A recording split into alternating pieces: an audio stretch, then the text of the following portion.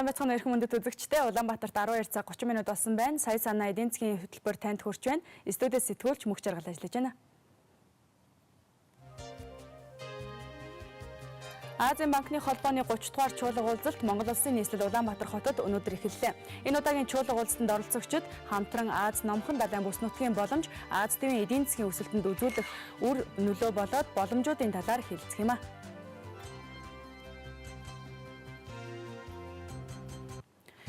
Шинээр анх удаа орон сууц худалдаа авсан иргэд татварын хөнгөлөлт илэх боломжтой. За хөнгөлтийг авахын тулд хуваарай хөдөлмөр эрхэлдэг иргэн ч гэсэн тухайн жилдээ олсон орлогоо тодорхойлж татвараа төлж харьяа татварын албандаа эх оны 2 дугаар сарын 15-ны дотор тайлагнах шаардлагатай юм а.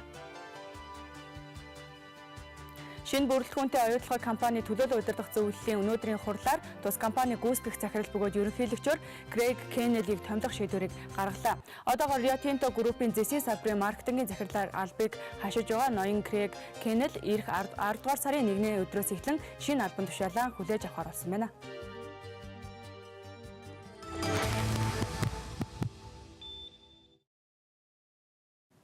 Сая санаа хөтөлбөртэй хамтгаа үзэгчдэнд баярлалаа. Хятадын нийт санхүүжилтийн хэмжээ эрс өссөн дүнтэй байна. За Хятадын нийт санхүүжилтийн хэмжээ 4 сарын хугацаанд анх удаага өсч 7 дугаар сард 808.8 тэрбум юан байсан бол 8 дугаар сард 1.5 тэрлион юанд хүрсэн дүн гаргууллаа. Сүүдрийн банкны системийн хэмжээ дээд хэмжээндээ хүрсэн нь гол санаа зовох асуудал болоод байгаа юм. За нөгөө талаас санхүүжилт нэмэгдсэн нь эдийн засгийн өсөлтийг дэмжинэ гэж шинжээчид үзэж байгаа маа. Америк нэгдсэн улсад ажилгүйдэл сүүлийн үед буурсан үзүүлэлттэй байгаа бол Англи улсад ч ажилгүйдэл буурсан дүнтэй байна. За ажилгүйдлийн түвшин 5-аас 7 дугаар сард 7.8-аас 7.7% болж буурсан байна. Өөрөөр хэлбэл Англи улсад ажилгүй иргэдийн тоо 24 мянгаар буурч 2.4 саяд хүрсэн мэдээ гарсан байнамаа. Европын хөрөнгийн зах зээлийн бенчмарк индекс 5 жилийнхээ дээд хэмжээнд хүрсэн үзүүлэлтийг харууллаа. За энэ нь Европын эдийн засгийн суурь үзүүлэлт нөхцөл байдал сайжирч байгааг илэрхийлж байгаамаа. Харин үүнийг зах зээл өөртөө тусгаад эхэлсэн. За эдийн засгийн үзүүлэлтүүд сайжирч байгаач энэ сайжралт хүлээлтээр дамжиж ханшид аль эрт шингэсэн гэдгийг шинжээчид онцлог хэлж байгаамаа.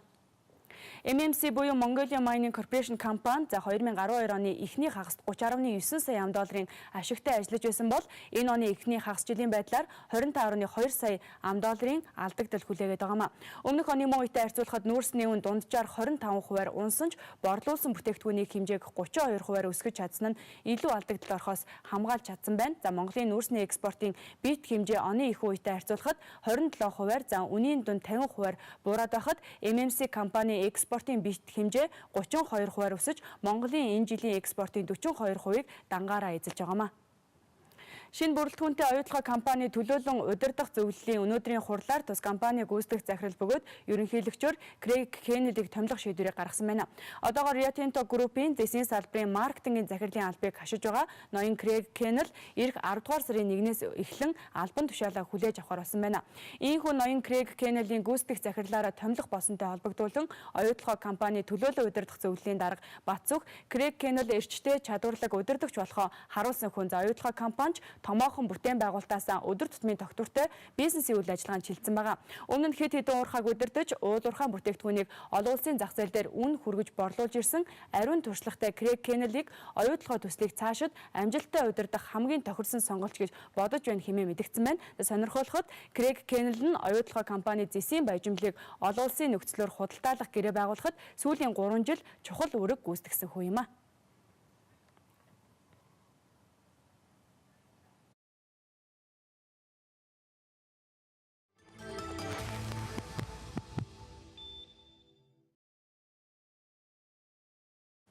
Анхаарлаа хандуулж бидэнтэй цуг байгаа үзэгчдэнд баярлалаа. Татвар буйдор төр буй, за төр буйдор татвар буй гэдэг. Тэгэхээр манай улсын болоод за аливаа улсын төсвийн орлогын үндсэн их усүр нь татвар байдаг. Та би татвар төлдөгч эргээд татварын хөнгөлөлт буцаан олголт эдлэх ёстойгоо тэр бүр мэддэггүй. За тиймээс энэ удаагийнхаа нэвтрүүлгээр үзэгчдэнд хүн амын орлогын албан татвар түүний хөнгөлөлт буцаан олголтын талаарх мэдээллийг хүргэхээр бэлтгэлээ.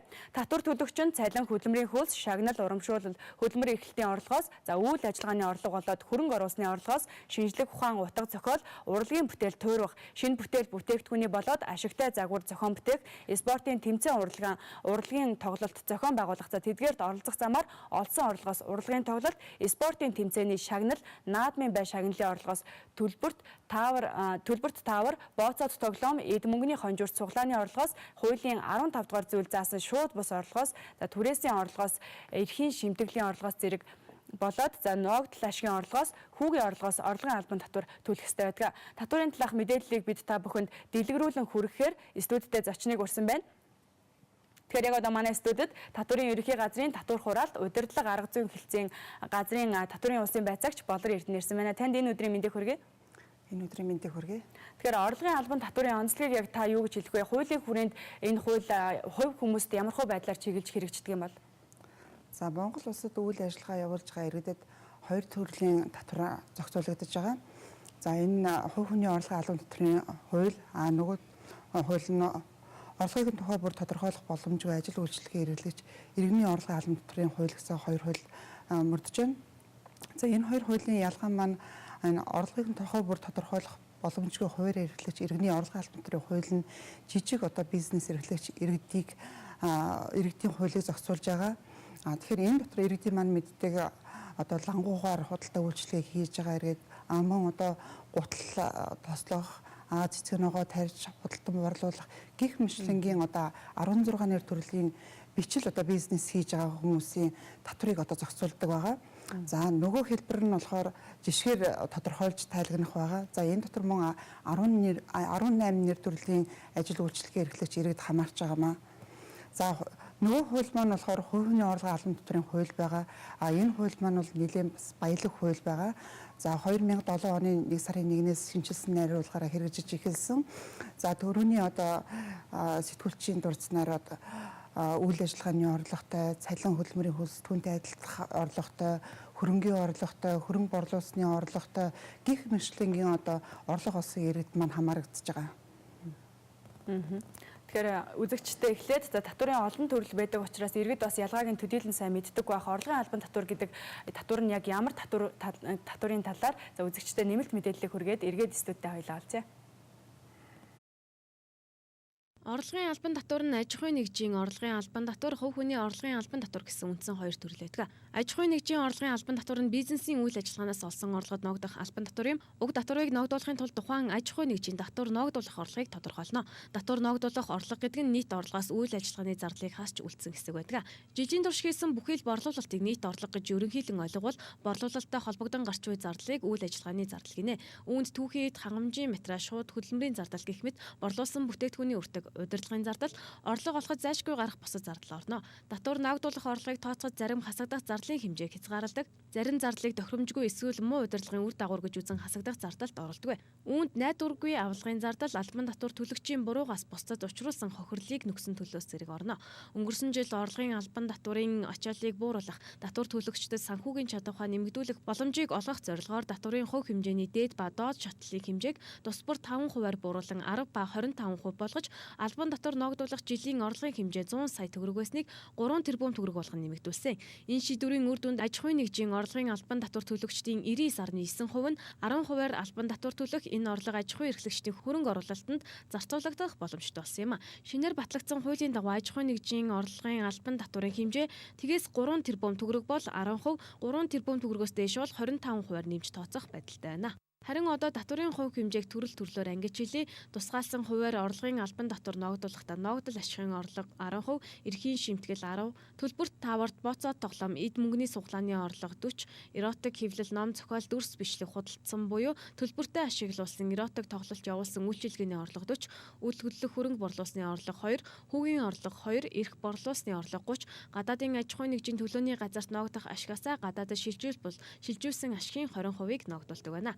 Аж ахуйн нэгжийн орлогын албан татвар төлөгчийг Монгол улсад байнга байрладаг болон байнга байрладаггүй албан татвар төлөгч гэж англиар татвар төлж байхаар хуульчилсан. Тухайлбал Монгол улсад байнга байрладаг албан татвар төлөгч нь Монгол улсад болон гадаад улсад олсон орлогоос байнга байдаггүй татвар төлөгч нь Монгол улсад олсон орлогоос татвар төлж байхаар хуульчилж өгсөн байна. Монгол улсад байнга байрладаггүй албан татвар төлөгчийн Монгол улсад олсон орлогын албан татвар ногдуулах тусгайлсан хувийг одоо хэлье. Монгол улсад бүртгүүлэн үйл ажиллагаа явуулж байгаа аж ахуйн нэгжээс авсан ногдол ашиг 20%, зээлийн хүүгийн болон батлан даалт гаргасны төлбөр 20%, эрхийн шимтгэлийн орлого, санхүүгийн түрээсийн орлого, удирдлагын зардал төлсөн төлбөр, түрээсийн төлбөр, биет болон биет бус хөрөнгө ашиглуулсны орлого 20%, Монгол улсын нутаг дэвсгэр дээр борлуулсан бараа гүйцэтгэсэн ажил, үзүүлсэн үйлчилгээний орлого мөн 20% байна. Хувь хүний орлогын албан татвар нь хувь хүний хөдөлмөр эрхлэх, хөрөнгө түрээслүүлэх, хөрөнгө борлуулах зэрэг бүхий л орлогод ногдох албан татвар юм. Хувь хүний орлогын албан татварын тухай хуулиар энэхүү татварыг зохицуулдаг. Уг татварыг ногдуулахдаа мөн тухайн татвар төлөгч хувь хүний татвар ногдуулах орлогыг тодорхойлно. Хүн амын орлогын албан татварын хуулиар орлогын татварыг 3 шатлалаар буюу 10, 20, 30 гэсэн хувиар ногдуулж байсныг өөрчлөн татварын хувийг орлогын хэмжээнээс хамааруулахгүйгээр нэгдсэн 1% шилжүүлж 10% болгон бууруулсан. Бага орлоготой иргэдийн бодит орлогыг нэмэгдүүлэх зорилгоор жилийн татварын хөнгөлөлтийн хэмжээ 48 мянган төгрөг байсныг 84 мянган төгрөг болгон нэмэгдүүлэхээр шийдвэрлсэн юм. Өөрөөр хэлбэл жилийн 840 мянган төгрөг, сарын 70 мянган төгрөг хүртэлх цалинтай иргэд татвар төлөхгүй гэсэн үг юм а.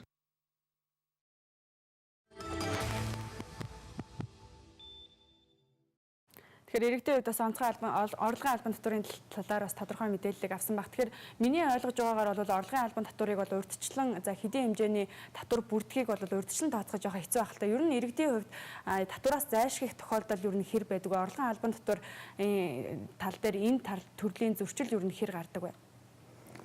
За үйл ажиллагаа явуулж байгаа иргэд маань татвараа хэдийгээр төлж байгаа боловч ер нь иргэдийн дунд бас нийлийн бага хэмжээгээр аль болох бага хэмжээгээр төлөх асуудал бол түгээмэл ажиглагддаг. За тэгэхээр ялангуяа одоо энэ хэлэх гайлаар бараа материал оруулж байгаа иргэд маань лангуугаар одоо худалдан борлуулчаад лангууны 6,000 төгрөгийн татвар төлөөд байдаг. Гэтэл энэ иргэд маань бол үйл ажиллагааны орлогоор тайлагнаж тухайн жилийнхээ олсон орлогоо жилийн эцэстээ буюу дараа оны 1 сарын 1-ээс 2 сарын 15-ны хооронд одоо тайлагнаж явах үүрэгтэй байдаг. Тэгэхээр энэ асуудал дээр бас иргэд эрсдэл үүсдэг. Яагаад тэгэхээр нөгөө иргэн маань 6,000 төгрөгийн лангуугаар төлж исэн тохиолдолд татварын хяналт шалгалт ороод ирэхээр нөгөө иргэн маань орлогын тодорхой болоод за та ийм хэмжээний татвар төлөх ёстой байтал ингээд одоо төлөөгүй байна.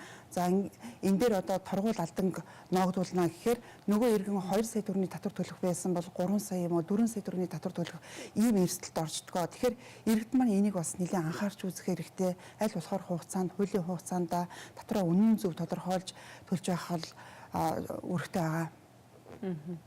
Тэгэхээр манай улсад сүүлийн үед нэг зохицуултгүй байгаа зах зээл бол яа харахгүй түрээсээ орон сууцны асуудал байгаа шүү дээ. Тэгэхээр хувь хүн өөрийнхөө орон сууцыг түрээсэж байгаа тохиолдолд ч гэсэн орлогын албан татварыг нь төлөх ёстой байх л та. Гэхдээ өнөөдөр яг орон сууцаа түрээслээ татвар төлдөг хүмүүс бас хэд байдаг вэ гэдэг нь бол жоохон бүрхэг байгаах. Ер нь татвараас зайлсхийсэн тохиолдолд ямар арга хэмжээ авдаг вэ?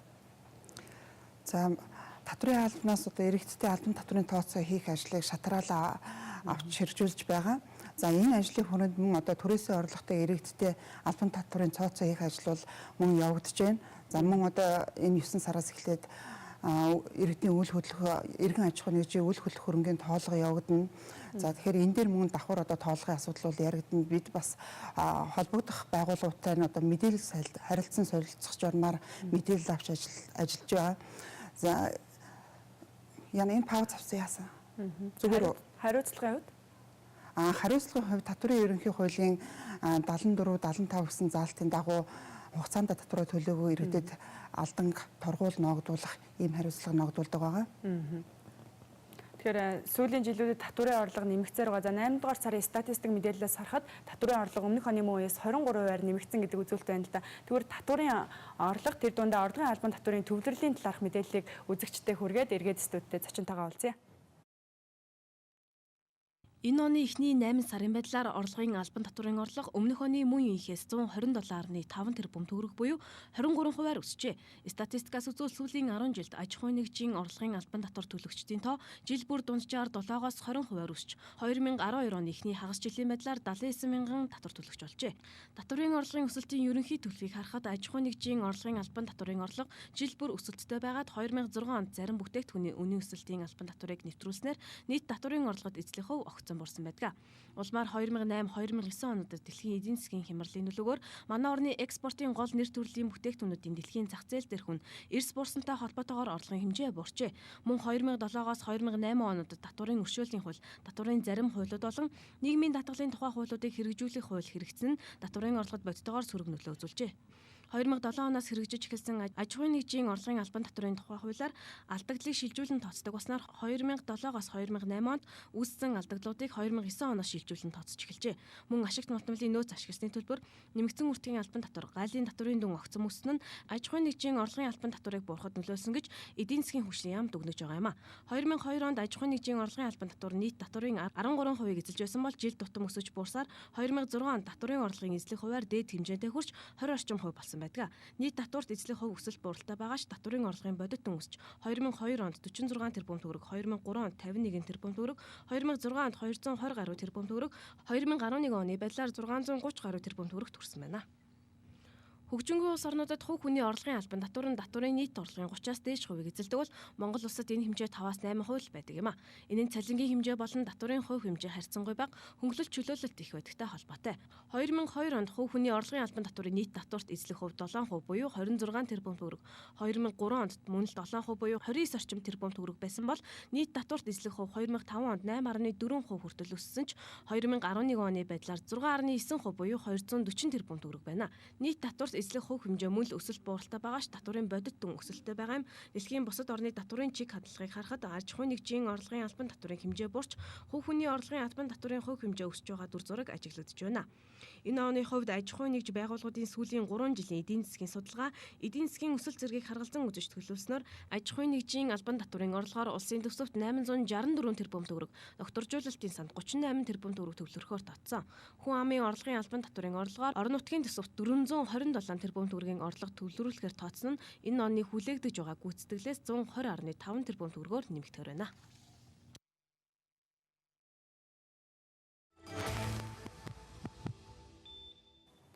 Тэгэхээр орлогын албан татварын хөнгөлтүүд гэж байдаг. Тэгэхээр яг иргэдийн хувьд чиглэсэн ямар төрлийн хөнгөлтүүд байдаг вэ? За, хувийн орлогын албан татварын хуулийн дагуу тухайн жилдээ орлого олж тайлгансан иргэн маань хуулийн 16-24 дугаар заалтууд заасан орон сууцны чөлөөлөлт буюу хүүхдийн сургалтын хөнгөлөлтөнд хамаарагдах боломжтой байдаг. За, үзэгчдэд сонирхуулах журмаар зарим нэгэн тоо баримтыг хэлье. 2011 онд нийт 32 мянга гаруй иргэн хөнгөлөлт чөлөөлтөнд хамрагдаж 32 тэрбум төгрөгийн буцаа олголт авч байсан. 2012 онд 47 мянга гаруй иргэн хөнгөлөлт чөлөөлтөнд хамрагдаж 23 тэрбум төгрөгийн буцаа олголт авсан байгаа. Тэгэхээр иргэд маань одоо буцаа олголт юу гэж юу юм? Яасан иргэн одоо буцаа олголтыг авах юм гэдэг тал дээр нэлээд асуудаг. Тэгэхээр тухайн жилдээ ерөөсөө олсон орлогоо тайлагнаад хувь хүний орлогын албан татварт төлчихсөн иргэн маань тэр мөнгөө буцаагаад авч яана л гэж ойлгох хэрэгтэй.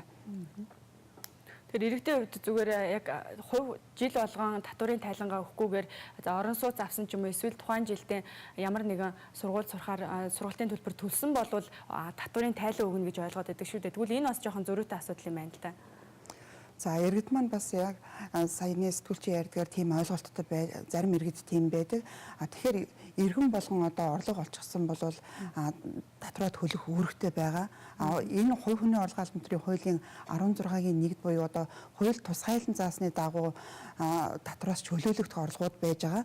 Энээс бусад тохиолдолд Монгол улсын иргэн, гадаадын иргэн харьяалгүй аль ч тохиолдолд орлогоо тодорхойлж, төлж тайлгнах байгаа. За, хувь хүний орлогын албан татварын хуулийн нэг онцлог бол суудагч байгууллага тухайн одоо ажил олгож байгаа, орлого олгож байгаа байгууллага маань суудагчийн үүрэг хүлээх нэг зарчимтай. Нөгөө зарчим нь болохоор иргэн маань өөрөө орлогоо тодорхойлж төлж тайлгнах ийм зарчимтай байгаа.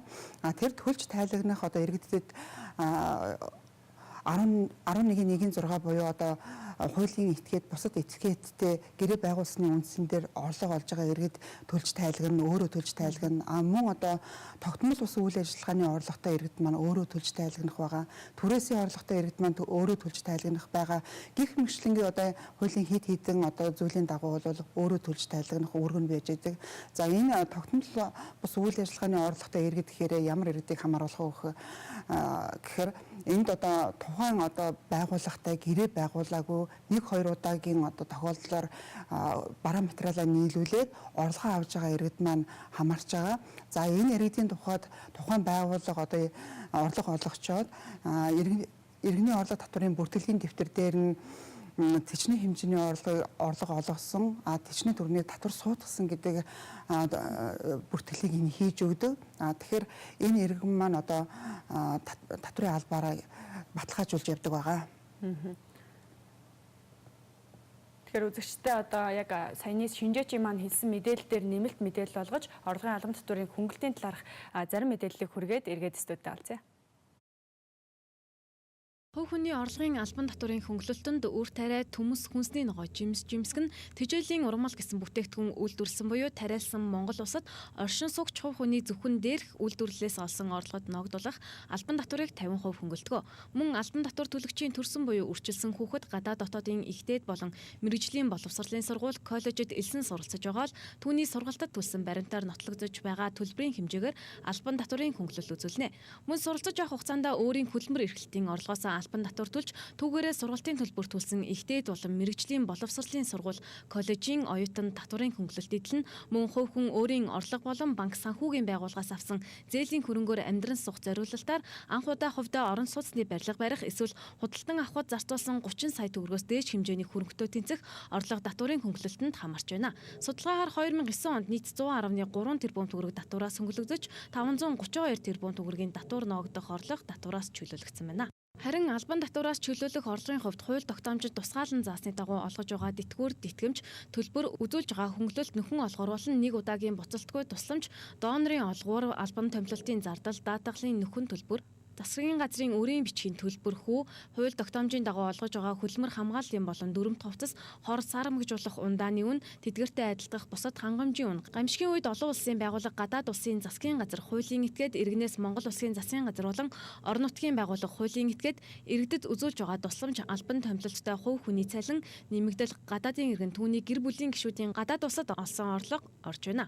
Хөгжлийн бэрхшээлийн улмаас хөдөлмөрийн чадвараа 50%-аас дээш хувиар алдсан хувь хүний орлого мөн Монгол улсын төрийн шагнал, засгийн газрын шагнал, Монгол улсын ардын болон гавьяат цолны шагнал, шинжилгээ ухааны нээлтийн шагнал зэрэг үүнд хамаарна. Үүнээс гадна албан татвар ногдох орлогын дунд албан татвараас чөлөөлөгдөх орлого хамаарахгүй юм а. Тэгэхээр бас түрүүн зочин маань ярьсан л та орлогын албан татвараас чөлөөлөгдөх тийм хуулийн заалт бас байдаг гэсэн. Тэгэхээр яг хуулийн зааснаар орлогын албан татвараас чөлөөлөгдөх иргэдийг яаж зөвлөжсэн юм бол?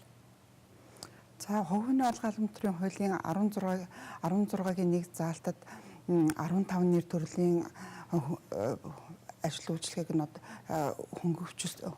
чөлөөлчихсөн байж байгаа. За энэ дотор одоо заримаас нь дурдвал хөгжлийн бэрхшээлийн улмаас одоо 50-аас дээш хувиар хөдөлмөрийн чадвараа алдсан иргэд хамаарч байна. Мөн одоо албан томилтын зардлууд орж байгаа. Даатгалын нөхөн төлбөрүүд орж байгаа. Засгийн газрын өрийн бичиг, бондын төлбөр, хүү анз гих мэтлэнгийн хэд хэдэн зүйлүүд бол багтж байгаа маа.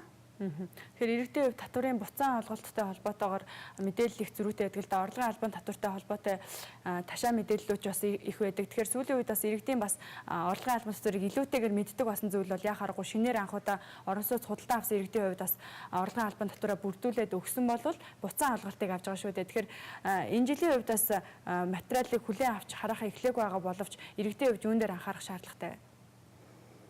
За хувийн орлогын албан татварын хуулийн дагуу тайлан гаргаж байгаа иргэд маань дараа оны 1 сарын 1-ээс 2 сарын 15-ны хооронд тайлгнадаг байгаа.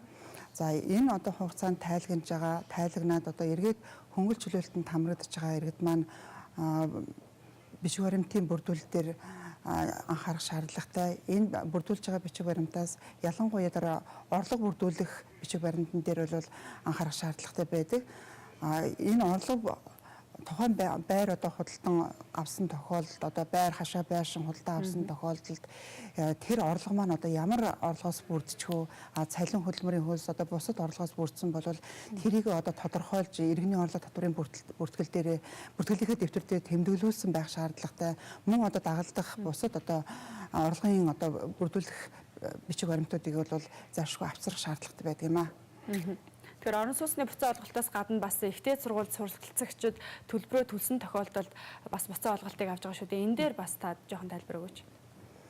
За мөн одоо хуулийн заасны дагуу гадаад дотоодын ихтэй сургууль, мэрэгжлийн боловсролын сургууль, коллежид одоо элсэн суралцж байгаа суралцагчдын баримтаар нотлогдож байгаа зардлын татвараас хөнгөлж өгдөг байгаа.